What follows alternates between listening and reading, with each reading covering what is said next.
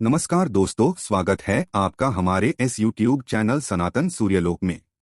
दोस्तों, अगर आप भी अपनी लाइफ में कुछ नया सीखने की चाह रखते हैं तो इस चैनल को अभी सब्सक्राइब कर लें।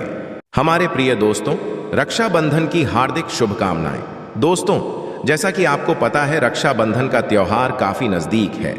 बहनें अपने भाई को राखी बांधने के लिए काफी उत्सुक हैं।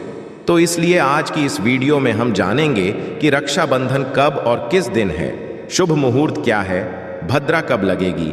इसी के साथ हम जानेंगे कि भाइयों को उपहार में बहनों को कौन सी चीजें देनी चाहिए और कौन सी नहीं। दोस्तों, रक्षाबंधन का त्योहार हर वर्ष श्रावण महीने की पूर्णिमा तिथि को मनाया जाता है। शास्त्रों में ऐसा वर्णन है कि रक्षाबंधन त्योहार भद्रा काल में भूलकर भी नहीं मनाना चाहिए। भद्रा रक्षा सूत्र यानी कि राखी बांधना बेहद ही अशुभ माना जाता है। शास्त्रों में कहा गया है कि भद्रा का त्याग करके ही रक्षाबंधन का त्योहार मनाना चाहिए। इसके साथ ही पूर्णिमा तिथि भी 2 दिन पड़ रही है, जिसके कारण रक्षाबंधन का त्योहार किस दिन मनाया जाए, इस पर बहुत ज्यादा ही उलझन की स्थिति है। तो दोस्तों, वीडियो में आगे बढ़ने से पहले आपसे निवेदन है कि यदि आप चैनल पर नए हैं तो चैनल को अब भी सब्सक्राइब कर लें और कमेंट बॉक्स में जय माता दी लिखना ना भूलें। दोस्तों, रक्षाबंधन भाई बहन के अटूट प्रेम का त्योहार है जो हर साल सावन मास की पूर्णिमा को मनाया जाता है। इस दिन बहनें अपने भाई की कलाई पर राखी बांधकर उनकी लंबी उम्र की कामना करती हैं और भाई भी अपनी बहनों की रक्षा का वचन देते हैं।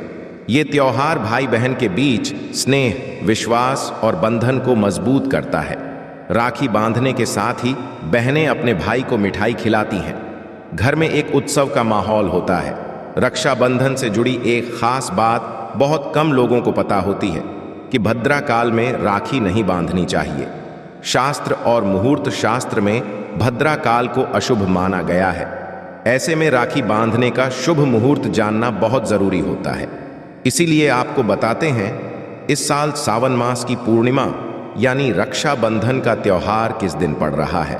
साथ ही आप ये भी जानेंगे कि भद्रा काल कब प्रारंभ होगा और कब समाप्त होगा, और भाई को राखी बांधने का शुभ मुहूर्त क्या क्या रहेगा। पौराणिक कथाओं के भद्रा सूर्यदेव की पुत्री और शनिदेव की बहन है। भद्रा का स्वभाव बहुत क्रोधी है। जब भद्रा का जन्म हुआ तो वह जन्म लेने के तुरंत पश्चात ही पूरी सृष्टि को अपना भोजन बनाने लगी थी।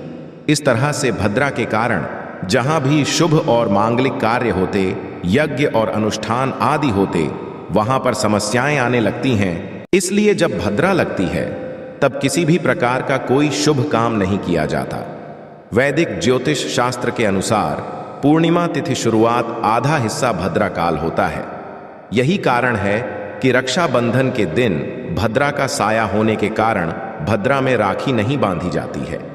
राखी बांधना एक बहुत ही पवित्र कार्य है, इसलिए इसे शुभ मुहूर्त में ही करना चाहिए। भद्रा काल में राखी बांधने से भाई बहन के रिश्ते में तनाव आ सकता है, मनोकामनाएं पूरी नहीं होती हैं। इसलिए आपको भद्रा का समय अवश्य ही पता होना चाहिए।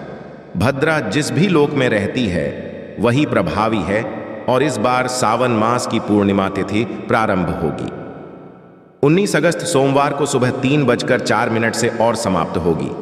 सोमवार की ही रात 11:55 पर यानी कि सुबह से लेकर देर रात तक पूर्णिमा तिथि रहने वाली है। इसलिए पूर्णिमा का स्नान, दान या फिर रक्षाबंधन का त्योहार केवल 19 अगस्त सोमवार को ही मनाया जाएगा।